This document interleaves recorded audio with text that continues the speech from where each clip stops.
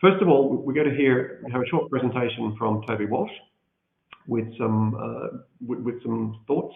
Then we're going to hear from each of the representatives of the Learned Academies about their response to what we've heard over the last couple of days. So, if I could pass then to, actually it's to Tony, so please. I'm on Gadigal land, and I'd like to pay my respects also to the traditional owners of the land. And if I can get rid of a telemarketeer, I'm fine. The Academy of Health and Medical Sciences takes the future responsibilities, including digitisation and also things like climate change, seriously. We have chairs of committees for each of those, and you've heard from one of them, Louisa Jorm, in this conference, and I'm really just going to complement some of the things she said and explain what the Academy is doing. And we all know about the rising tide of data use and digital services, and this includes for health exponential increases in telehealth care, mobile health, and we're all booking in for our vaccine boosters for COVID via our mobile phones, healthcare analytics, digital health systems. And the increases in usage are certainly going to continue over the next decade. And as we've heard, there are both benefits and challenges in the health and medical ecosystem for our individual child and their environment. And the spectrum of digital technologies can have profound impacts on an individual's health, as shown in this diagram from a Nature review recently, showing the impact of prolonged sitting and reduced physical activity, reduced knowledge retention, social isolation, and associated mental health decline. And one can see an initial benefit and then a decline over several hours in front of TV, video games, computers, etc. And the questions our Academy might ask, is there enough research to understand these impacts? And the paper points out that this is in fact not true for mental health. We do not have adequate trials and evidence base to say that there is an effect on mental health, such as depression, with excessive use of these devices. And we need this evidence to be used as a basis for policy decisions in medicine in the future. We know enough to develop expert advice on guidelines and policies to achieve the right balance. And the answer so far is no. We need more research. However, digitization has the potential to bring significant health benefits to our child directly. Personalized medicine is the big issue. We held our conference on this last year, and there is continually increasing scope and availability, providing new opportunities for prevention, diagnosis, and treatments, particularly using things like the omics, genomic sequencing, specifically directed at the individual rather than some average of the population. And you can see just how the cost of genomic sequencing has gone down, which has been incredibly useful for the use of things such as tracking the COVID epidemic recently. The use of telemedicine has exploded, and that's been a positive impact of the pandemic, better for the regions. There is the potential for disparate data sources to be harmonized, creating holistic health profiles over an individual's lifetime, and particularly doctor shopping for drugs that may do harm is an example of this. We've heard a lot about artificial intelligence, so I'm not going to say any more about this. So what can the Academy ask? Can we achieve safe and responsible development of these new technologies? And can we do it in particular without exacerbating inequalities of access to healthcare? Is there a good environment for healthcare innovation?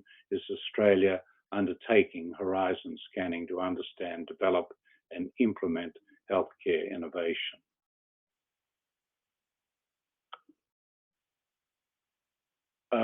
The broader implications for the child's environment are also shown by some of the projects of the Academy. And in particular, we are still not doing a good enough job in harnessing research for better health, in integrating research into healthcare. And the COVID pandemic has shown this up, the comparison between the UK and their capacity to move very quickly in research questions and churn out very useful data compared to ourselves indicates that we still need to better integrate research into healthcare. And we've got an evidence-based report coming out in autumn 2022. Navigating the COVID-19 pandemic could not be more topical, and providing independent, expert, interdisciplinary advice to government. We've done this together with the Academy of Sciences, and in fact I was involved in the lead authoring the initial vaccine advice on evidence-based to government over a period of months at the start of the pandemic. Digitisation is incredibly important when we look at things like genomic tracking, which has been so useful in this pandemic and will continue to be useful in future epidemics. Again, I'm involved with others in preparing for the next pandemic, in trying to ensure that Australia comes up to the sort of standards that we can see in the UK in particular, and the USA, and sometimes particular parts of the USA, where we see personalised medicine, for instance, being deployed at Mount Sinai. Now, climate change is the issue of the age, and we've shown, we've actually been particularly paying attention to this recently in the Academy. There's not enough known about the risks to human health caused by climate change and the opportunities to mitigate them, including digitisation. Mosquito-borne diseases, malaria, dengue, etc., other tropical diseases, heat stroke, mental health is an issue, eco-anxiety amongst kids, nutrition will be a problem in the future. Bushfires has been a particular focus of ours, and sustainable healthcare. And again, digitisation, some of the complications of bushfires, not just respiratory, eye health, toxins in the circulation, etc., lend themselves to digitisation in the future. As I've mentioned here, in terms of real-time digital surveillance and connectivity in relation to climate change alone. So the statement and report is to be published in the coming weeks and will take into account the outcomes of COP26. Digitisation also has implications that have brought the 5 learned academies together, collaborating with the Australian Research Data Commons and identifying nationally strategic data assets that will be required to answer questions about future health and integration with research, and particularly using these important topics such as obesity, a future where the prevalence of obesity across all life stages is decreased. Dementia, a future with new treatments, improved home care and carer support, and better integration of health and aged care systems, which is desperately needed and in fact lends itself to digitisation. Antimicrobial resistance is a key issue. We're facing a future where our current antimicrobials may not be effective against common diseases. And you can see some of the work of the Academy on this website address. So in summary, digital health dominates healthcare with profound potential positive and negative impacts on individual and population health. Advances in AI are certainly going to improve patient experience, diagnosis and therapy in the future. And complete integration of health and medical innovation into the health system will vastly improve patient outcomes. We know evidence-based medicine through clinical trials and digital networks is going to be of critical importance in the future. And we certainly need to do something better about planning for the next pandemic in terms of national networking of our research enterprise. Mitigation of direct and indirect health impacts of climate change requires digital innovation, such as real-time sensing of environmental changes combined with personal alerts, and exploiting the untapped potential of linked and interoperable data underpins enormous advances in personalised medicine, and this has been done at Mount Sinai. They can't do it for the whole country in the USA because they do not have our health system. We need to do this in the future. Thank you very much, Tony. I think it speaks to some of the major issues, of course, that we have identified over the last couple of days. The appropriate use of data sets, the power that can be unlocked, or the value that can be unlocked by linked data assets. And I'm delighted to hear a reference to the Australian Research Data Commons, which I think is a fabulous organisation. What I'd like to do now is ask each of the representatives of the learned academies to also offer a statement, and we might ask to Richard Waterhouse next, please, representing the Australian Academy of the Humanities. Thank you, Ian. I would like to pay my respects to the Darkinjung and Guringai people of the Central Coast. In his opening remarks yesterday, Ian Oppermann suggested that people are not comfortable talking about change that is more than 10 years in the future. I have to say that as an historian, I am not comfortable speaking about the future at all. A view sharpened by the fact that on national radio in 1980, I confidently predicted Jimmy Carter's re-election over Ronald Reagan. I think a number of themes have emerged that I think are quite important in this symposium. One is change, a second is data, a third is possibilities, a fourth is inclusiveness, and the fifth is the future child. I was intrigued by Sean Ross's paradigm of change, which suggests that dark ages are connected to system collapse, the decline of technology, and the depopulation of cities, while progress is marked by urbanisation and innovation. And I think actually this model actually has some applicability to Australia in the 19th century, where governments of the colonies from the 1850s onwards directed their efforts in a massive and costly effort to turn Australia into a nation of yeoman farmers via the Selection and Closer Settlement Acts. As it turned out, it was a disaster. They put hundreds of thousands of people on the land, and hundreds of thousands of people walked off the land 40 years later. And the result of this was a massive failure of the import of industrial and technological machinery like steel and cotton mills. So the Industrial Revolution in Australia was a 20th century, not a 19th century phenomenon. Cathy Foley noted some important changes in Australia in her lifetime and pointed to likely significant innovations in the future. And yet, since the 1820s, Australia's prosperity has depended on the export of unprocessed commodities, namely wool, wheat, and minerals. As a result, prosperity came easy to us, and we long ago developed a subculture of political resistance to change and innovation as unnecessary and perhaps threatening. This subculture is primarily, but not exclusively, rural-based. The technological and industrial changes that this country has embraced since 1945 may seem revolutionary to us, but they pale, I think, in comparison to what has happened in Europe, North America, and North Asia.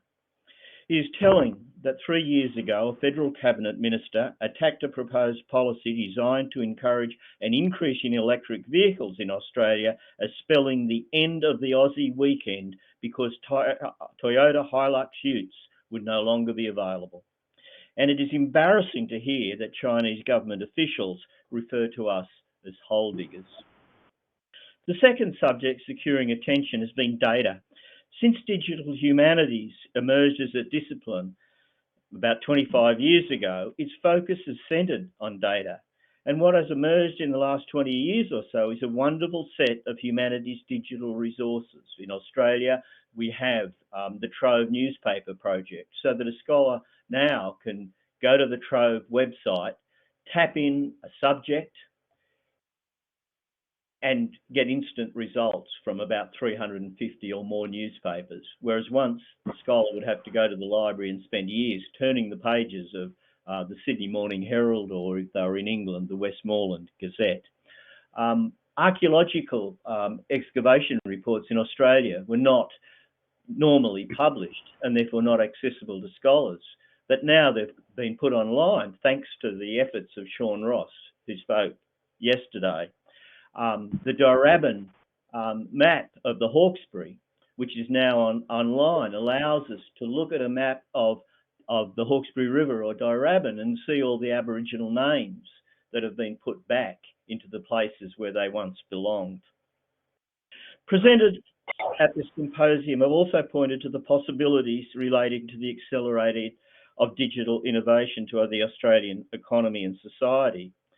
But I would argue that because our past prosperity didn't require Australia to be in the front of technological and digital innovation, it will require a redoubled and coordinated effort from government, business and researchers to meet the challenges which the speakers at this symposium have identified.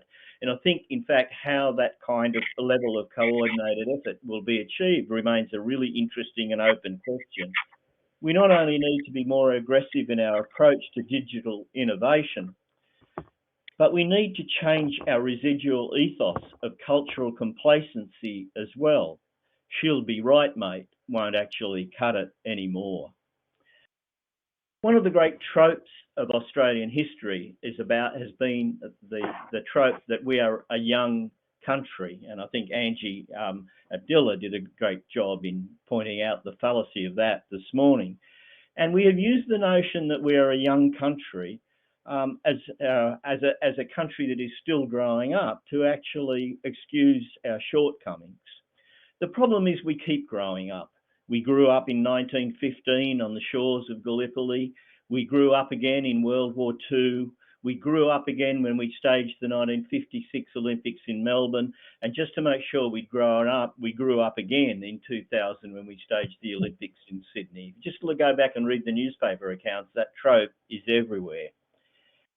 But the problem is that we need to be a mature nation if we are really going to look after our future children, and in my case, our future grandchildren, so that they can benefit from a digital age economy which provides equality of opportunity rather than creates a more dysfunctional and unequal society. Thank you.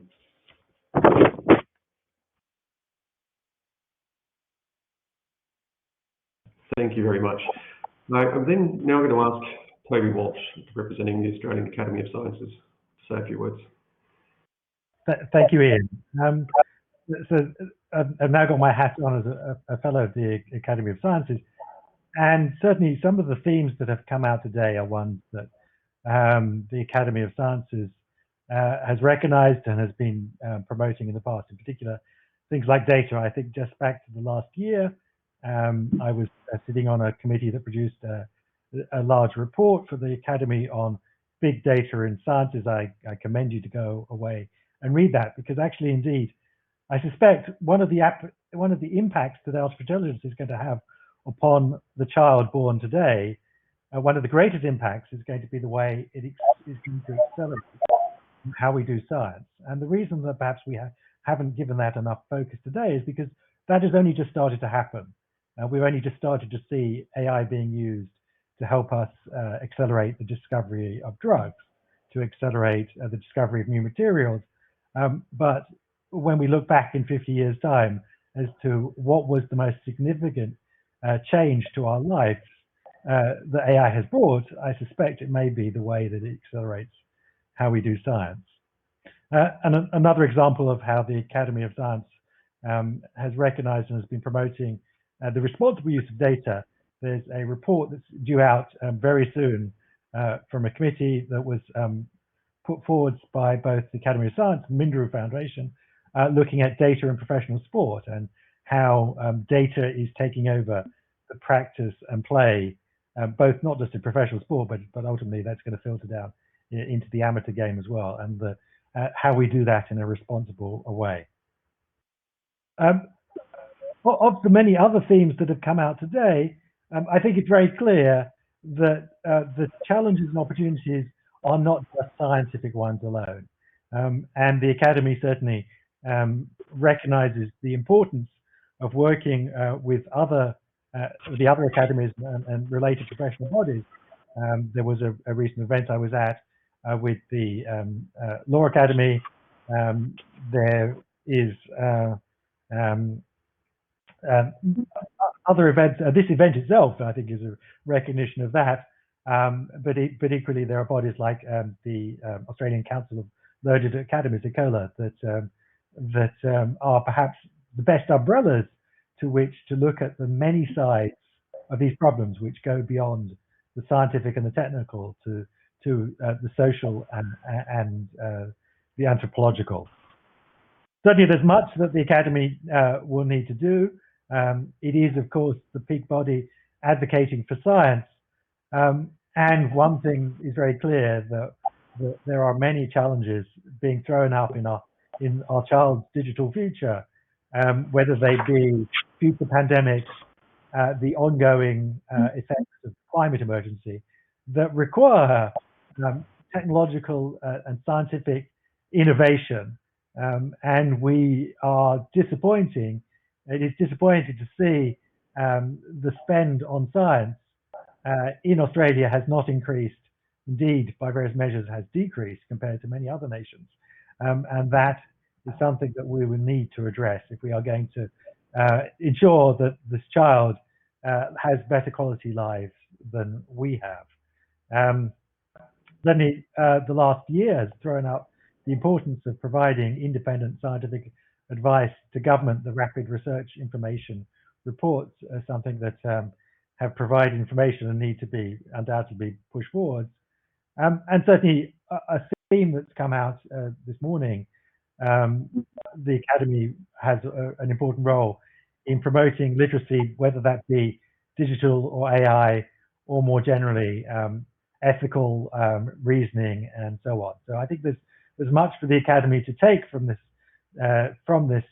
event, and there's much for us to work with the other academies and professional bodies here. Thank you very much, Toby. Can I ask now, please, Deborah Lupton, representing the Academy of Social Sciences in Australia.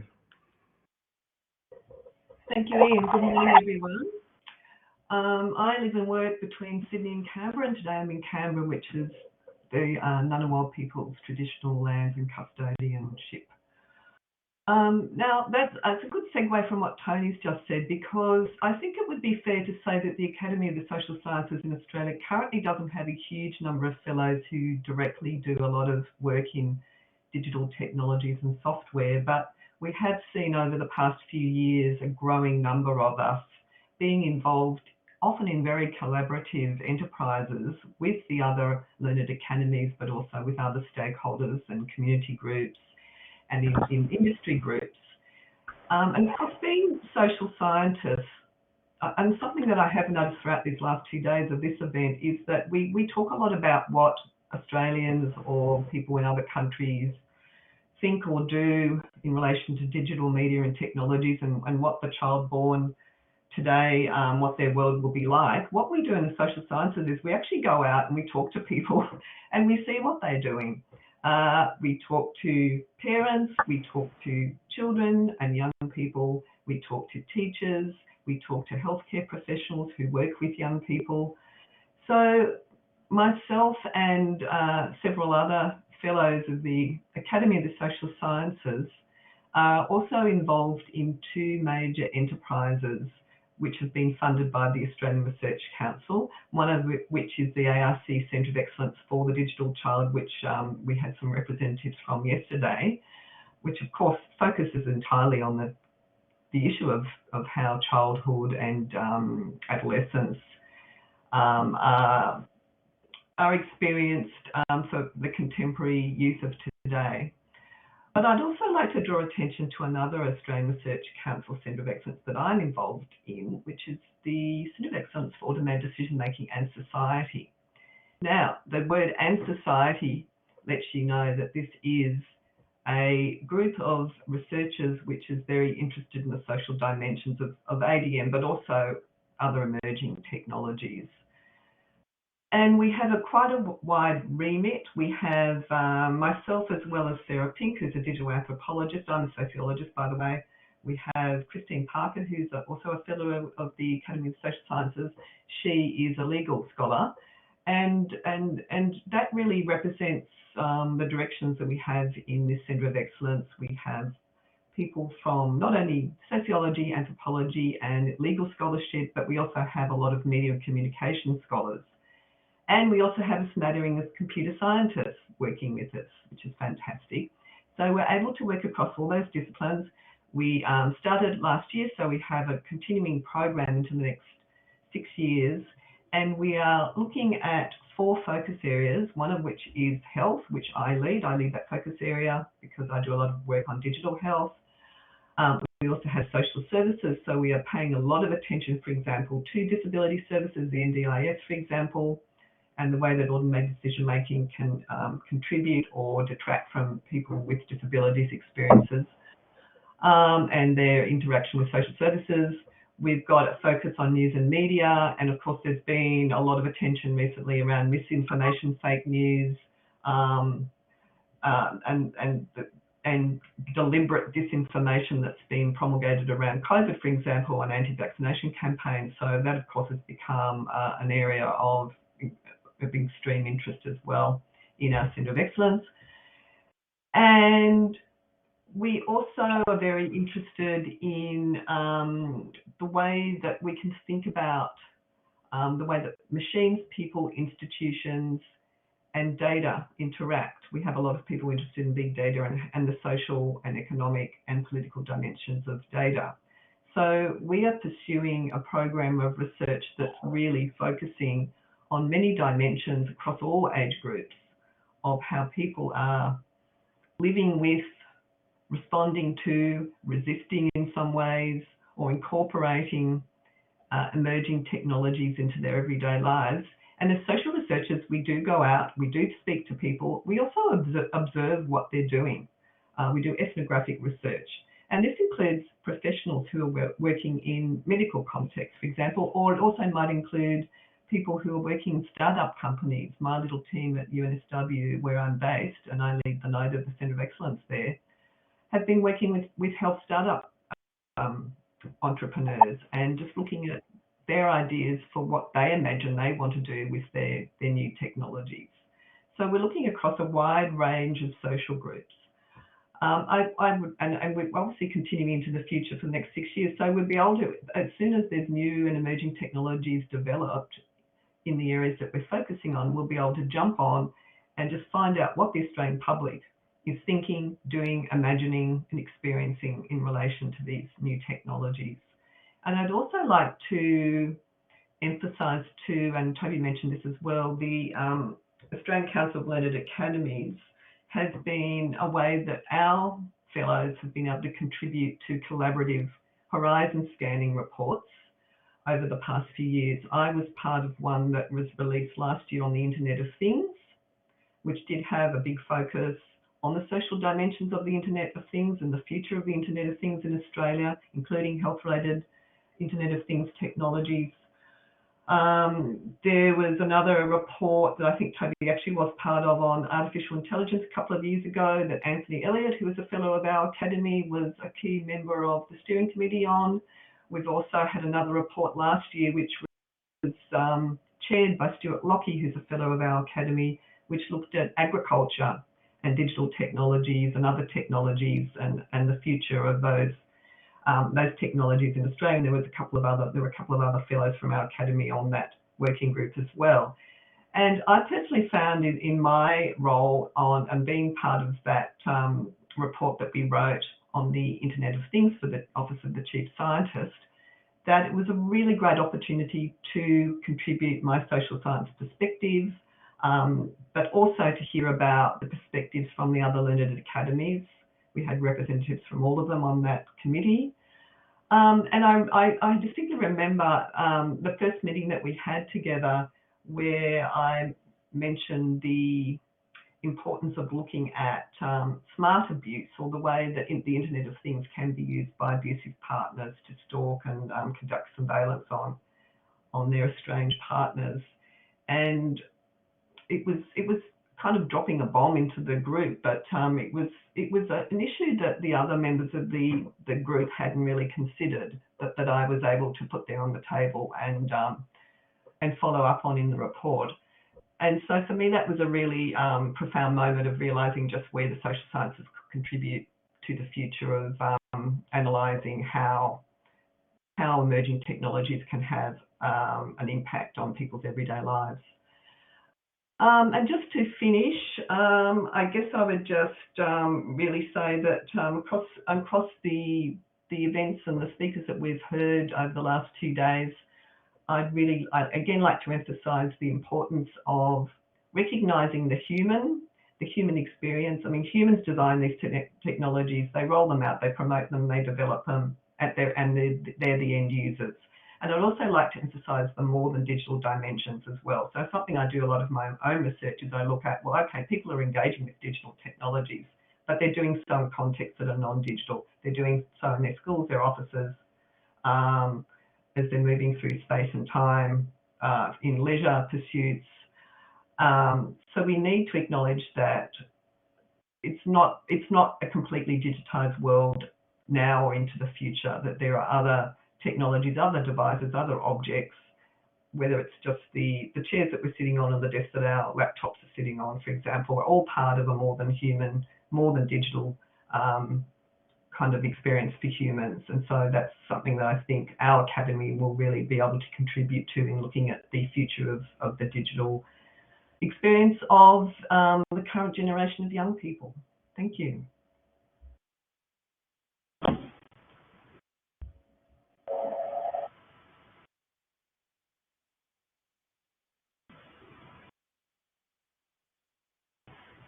Sorry, thank you, Deborah. And finally, Annabelle Duncan, please, representing the Australian Academy of Technology and Engineering. Thank you, Ian. Is this coming through all right? Good, thank you. Thanks, Ian. I'd like to start by acknowledging the Dharawal people, who are the traditional owners of the land down in the Shoalhaven, which is where I am sitting. The last couple of days have been really, really exciting, and it's really interesting, I think, to all of us to consider the difference that the digital technologies have made to our lives and how much more impact they'll have on the life of our child who was born yesterday. And it's very easy to get carried away by the positives of the technology. But it was interesting also to see, especially yesterday, the number of times people mentioned equity, appropriate use of data, ethics. If we look at equity, Verity told us this morning, 33% of low SES people do not have access to the internet. I've spent about the last 12 years of my life living in regional Australia, and when you're in regional Australia, internet connectivity is patchy, to say the very least. So we've heard a lot about the advantages of digital delivery of health technologies, which have the opportunity to really overcome many of those health inequities that occur if you live in regional Australia, but only if you've got connectivity.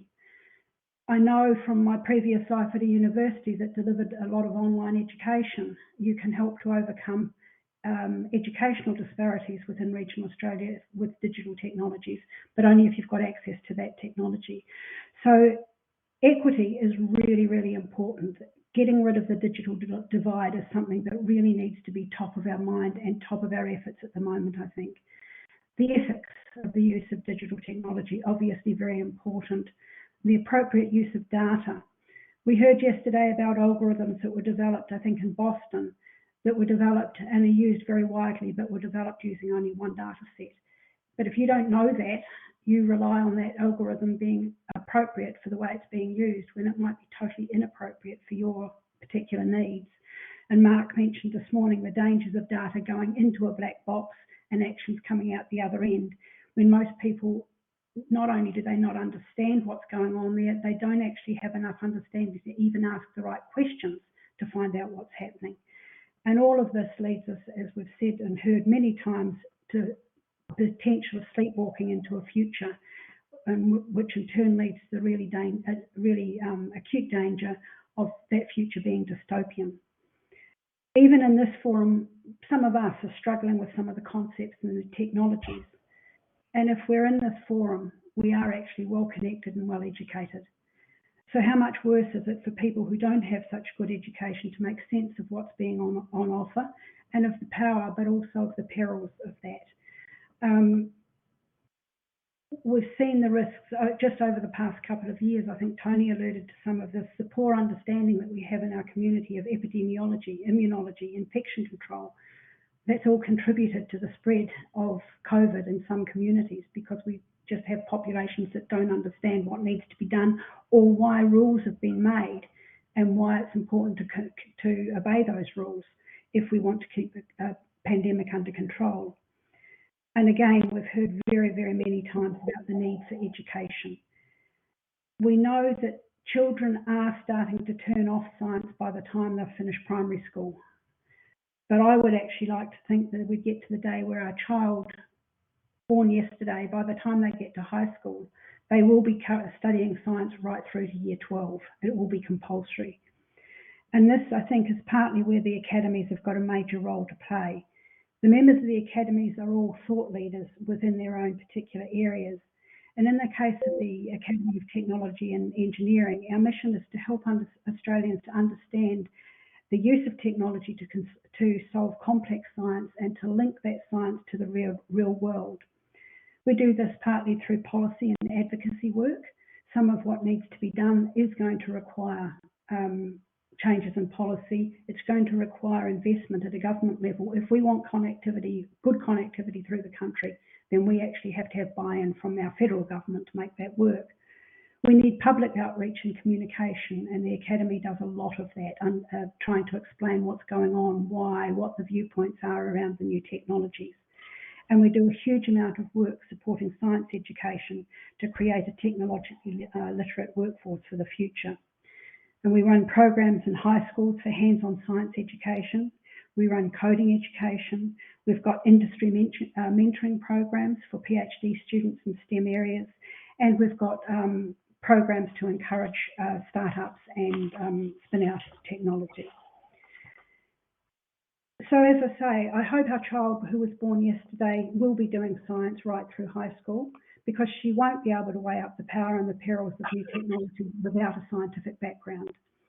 She'll need critical thinking skills to wade through the conflicting views, and she'll need strong skills in synthesising coherent arguments for or against technology advances. But lest some of my colleagues on this panel today take up arms, I'm not saying that science is the be-all and the end-all of what we're doing here. Like Toby, we need to be looking right across all of the academies. We need to be working together. When I first entered the workforce, there was talk about productivity. How do we increase productivity? And it was all around having systems that worked like well-oiled machines. We talked in terms of Newtonian physics. A little bit, as we heard earlier this morning, we still teach calculus before we teach new technologies. Maybe we need to think differently about this. I've got a lovely little story I'd like to share for you. If I take a projectile, something like a billiard ball, and I want to throw it to hit a particular target, I can, in theory, I can't do it, but if I can take into account the weight, the shape of the projectile, the wind conditions, and the distance to the target, I can accurately send that billiard ball off and I can hit that target. Try doing that with a bird. Doesn't work. If you're working in biological systems, Newtonian physics don't work particularly well. If we're working in digital technologies, if we're working on algorithms, they have strengths, but we are working with people. We are working with humans. We need to take that into account with everything that we do. The algorithm, as we've heard so many times, only as strong as the data that was used to put into it. The untoward effects come into start to have an effect when we don't take all of those other effects into account. So, like Toby, I believe we need multidisciplinary approaches. We need systems thinking. We've got to consult, we've got to work together, and we've got to embrace the technologies of the different thought systems that we've got. We need events very much like today when we all come together to ensure that we recognise the perils of the technology we're developing. And that way, hopefully, we can not sleepwalk into a dystopian future. Thank you, Ian. Thank you very much, Annabelle. They are really very stirring words. There are a few questions which are coming in from the audience, and what I thought I might do is just take a few minutes more just to try and address some of the things that have been highlighted by the individual presentations. And the thematic aspect to it is what happens when we all work together. These are 5 very important, powerful, connected, informed academies looking at the world from somewhat different perspectives. But there is a question which has come in, which I'm going to paraphrase, but it goes along the lines of, we continue to fail to design for the most well-established indicators and determinants of well-being. Given the reality of antibiotic-resistant bacterial infections and more zoonotic viruses and pandemics coming for this child born yesterday, what does it look like when we respond holistically to our individual and collective health? Now, the question, the higher order question I think behind that is, what are the major problems that the academies could work on together? If we looked at the biggest issues that each academy identifies, is there a commonality between those largest, most important issues? Is there a subset of issues that the academies care about, which we can all collectively work on together, bringing together health and engineering and social sciences and humanities? Is there a set of problems that all the academies genuinely care about that have either been identified today and yesterday, or things that we could identify going forward? And I would throw that out to anybody who'd like to answer. I just wonder if I can comment on, I work in Western Sydney at Westmead, and which is one of the most culturally diverse areas of Australia. And I think, and I work in vaccines, so I spent a lot of time talking to people in Western Sydney about vaccines. And I think the pandemic threw up 2 phases. One, lessons, where we learnt that accusations of 2 parts of Sydney, the east and the southwest, and then in the end, a very successful enterprise in terms of the vaccine rollout getting up to 96% in Blacktown.